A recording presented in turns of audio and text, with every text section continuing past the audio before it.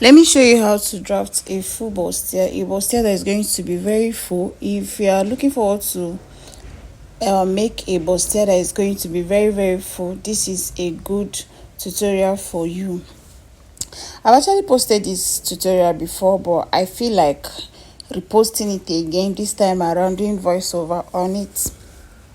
So you know how we do it here. The first thing we do, we always work with basic bodies, and I always carry you along with the basic bodies. So here is me trying to draft my basic bodies. The first thing I measured is I've measured my borderline. Then from my borderline, which is going to serve as my shoulder line, I measured 17 inches. Now this 17 inches is my half length, so I've measured the 17 inches. And from the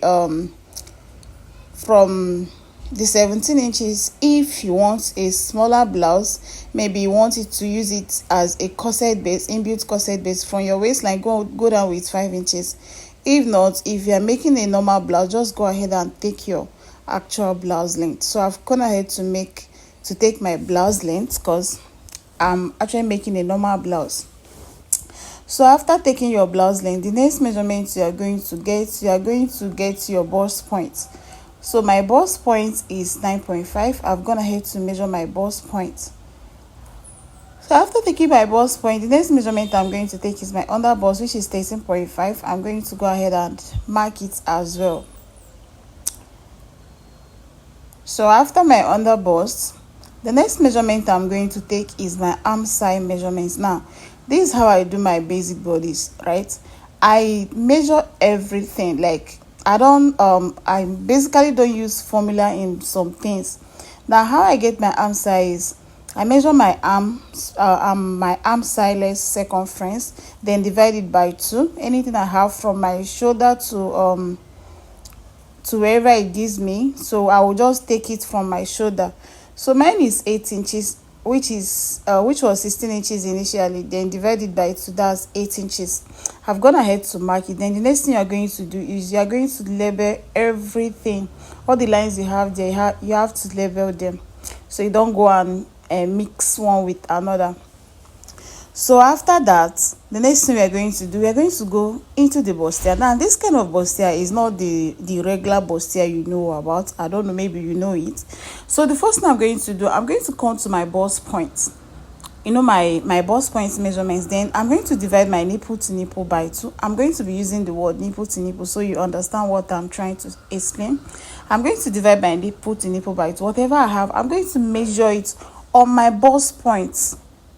Then I'm going to come to my under bust, and my under bust, whatever I have as my nipple to nipple measurement divided by 2, I'm going to remove ½ inch from it and measure it on my under bust, my waist, and the rest of the pattern, both on my shoulder. So I didn't know the camera wasn't getting my shoulder very well here, but I hope you understand what I'm doing and what I'm saying. Now you can see I don't have a very straight line. I'm going to connect because the only place I took my exact nipple to nipple measurement was on my bust point. Then any other place I had to measure it. I had to remove half inch. And I also added these measurements on my shoulder. You can see it's not my shoulder, on my neckline. Yeah, I just measured everything straight. So I'm going to connect everything. You see the way I'm connecting it. Now you can see that I don't have a very straight line here. This line is not that straight. So the next thing I'm going to do now is you're going to determine how many inches you want to use for this your contouring. Now for me, because you can see I did not add a basic dart here, I'm going to take a whole of 3 inches on my under bust. Now if you don't want this to be very full, if you don't want your bustier to be very, because this bustier is going to be very full, if you don't want this bustier, you want to be very full, you can go ahead and take like 2 inches or 2.5. But for mine, because I want mine to be very full, I'm going to be using 3 inches. Then so after that, I'm going to add my body measurement. Madame blouse. Yeah, if you're looking for a good pattern to make your madame blouse, this is a very good pattern for your madame blouse.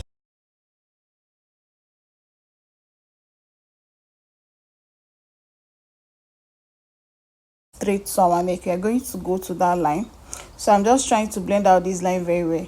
We are going to go to that line. Now when you get to that line, whatever you remove on your under bust, you are also going to remove it on that part.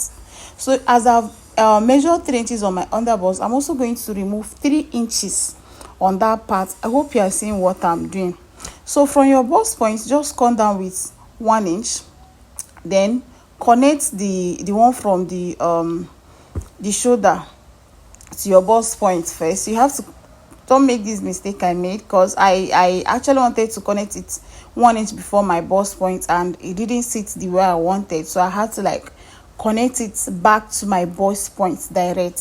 So from my underbust, I'm going to connect it 1 inch to my bust point. You can see I've gone ahead to make a good and clean connection. Do you see how it's sitting? I didn't actually capture how I connected this, because you have to tilt your pattern curve in a certain way to get this kind of curve. I just hope you know how to use your pattern to get this curve. So after that, the next thing we are going to do is we are going to determine the kind of blouse I'm making. For me, if I'm going to be using this as maybe inbuilt corset, if I want to transform this to maybe something like overbust corset and it's going to be an inbuilt corset, from that my 3 inches, I'm going to take it down straight. But if I'm just making a normal blouse, you see the way I connect it now, that's why I'm going to connect it, because I want my blouse to balance very well on the upper hip side. I want it to sit properly on the upper hip side. So if you are not making just normal blouse, you want to turn this to, maybe you want to use it inside a skirt, you are going to keep your hand straight. You don't need to slant it the way I did. So after that, after this, you can just go ahead and start putting your body measurements. So this is where I'm going to measure my shoulder. You remember we took out 3 inches on our shoulder, and my shoulder measurement is 8 inches. So plus the 3 inches that we took out. So if you don't want to go through calculations or anything, you can just go ahead and fold that part out and measure your shoulder. But I don't usually do that. Now what I will do is I'm going to get my shoulder, whatever my shoulder is, shoulder divided by 2, which mine is 8. Then that 8, I'm going to add extra 3 inches to it. Do you get? Now watch what I'm doing on my arm side. You remember that my arm side line, I'm going to come there and first of all get my shoulder, whatever my shoulder is giving me, I'm going to measure that exactly there. You see, so my shoulder is 8, I measure that 8 exactly. But on the upper part, on this my main shoulder line, I have to do my 8 inches of my neck plus the 3 inches that I took out. Do you see what I'm doing? So add everything together, you see. So I'm going to measure it. So you can see now that I have a very wider shoulder, but I'm still going to blend this to touch that new neckline I marked, to touch the shoulder line I marked on my arm side. Are you seeing it? Don't go and make mistake of using the one on the shoulder to connect it. No, it has to be slant like this. Now you have to have your exact shoulder measurements on your arm side, then your shoulder plus the 3 inches or 2 inches. If you are taking 2 inches, add 2 inches. If it's 3 inches, add 3 inches. Then go ahead and do your shoulder sloping. Go ahead and do your normal arm side contouring, which is from your shoulder sloping to the arm side. Divide whatever I have there by 2. Then mark out the center line. You mark out the center line. Then from there you go in with 0.5. You go in with 0.5. Then you are going to make a connection. Then connect it down to your arm side. So this is our arm side line. I'm going to connect it to your arm side. Let me know if you want me to drop a full tutorial on how I take my body measurements and a full tutorial on basic bodies. So after that, you are just going to go and start adding your body measurements. Now my bust circumference is 8 by 4, have 9.5. And remember the allowance we took out. Now what I like to do is that allowance I took out on the waist, I add it back everywhere. The allowance I took out on the underbust, I add it out everywhere. Now when I want to shape, it's going to be very easy for me to have. If at this point you find this video helpful to you, please go ahead and like, comment, share, and please don't forget to give me a follow. Then another thing is that our online classes are coming up very soon, so we are still working on it. Whenever it's ready, I'm going to let you guys know. And don't forget that we also have our corset classes. we have our online corset classes, we have our physical corset classes. So the next thing I did was I've added my waist measurements. After my waist measurements, I'm going to add my lower waist. The first waist measurement I added was my natural waist. Now I'm going to go ahead and add my lower waist. And remember, I said, remember that 3 inches we took on the under bust. I'm going to add it back everywhere, but on my lower waist, after adding the allowance, I will go ahead and extend it more with extra 1 inch, because I kind of like if I'm making a blouse, especially something like madam blouse, I kind of like the waist part to look more like should I say peplum, or not a peplum. I kind of want it to balance very well. I don't like when I make a blouse and it's very tight on the lower waist side, if you understand what I'm trying to explain.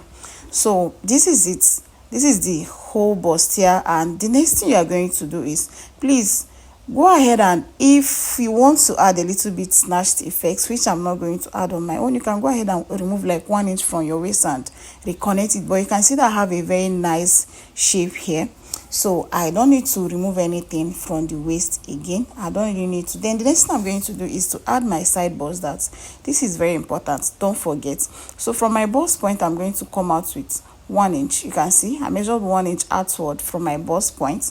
Then I measured from my bust point, I went down again with 2 inches. You can see. Then I have to connect it back. Now remember, my seam allowance is not here yet. You can see now the allowance I added was the allowance I took out, which you have to replace back. Then you can go ahead and add your seam allowance. Depends on how many inches seam allowance you want to use. If you want to use 2 inches, I usually use 2 inches for my seam allowance, because I don't want any situation whereby I will need allowance to loosen the clothes later and I will not seam. So the next thing we are going to do now is we are going to do our over bust tightening, because at this point you might still want to tighten the over bust a little bit if you are working with maybe some kind of neckline, or probably off shoulder, depends on the neckline you want to choose. Now what I've gone ahead to mark is my cleavage line. From my arm silence, I went up with 1 inch. From my arm silence, not from my bust point, I went up with 1 inch. So I just connect it like that. Then I'm going to do my over bust contouring. Now why you need to do this over bust contouring is you want the bustier to be very firm on the chest side. You don't want any bustier that is going to gape anywhere on the chest side, depend on the neckline you are doing actually. So I'm going to from the right side, we are going to take 1.5. I'm going to be contouring with 1.5 0.5 sorry 0.5 0.5. So from which is my 50% contouring anyways. So on the upper part, you can see I'm just like explaining from the upper part. Yeah, you can see where I'm touching. Then I'm going to go in again with 0.5 on the both sides. You can see I did that on the both sides. Then I'm going to reconnect it. You can see it. I'm going to reconnect it like that. Now, like I said, this depends on the kind of neckline you want to do. If you are doing a neckline that is going to come straight from your shoulder, you might want to connect this back to your dart leg on the shoulder part. You can see that on your shoulder part. You're going to connect it back. But because the neckline I'm doing is going to be an off shoulder neckline, I didn't bother making connecting it back. So I'm just trying to blend everything properly. And when you are making something like this, please make sure you're not having any sharp edge. You can see how curved the bust part is. You can see how it's curved. It's not looking pointed anywhere. That's how your own is supposed to be curved as well.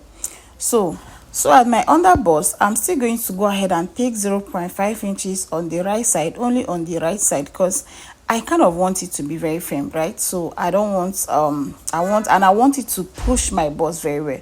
So that's why I went ahead to take extra 0.5 on my under bust. So this is going to still be my under bust tightening. You can see that I'm going to blend it back to my dart leg.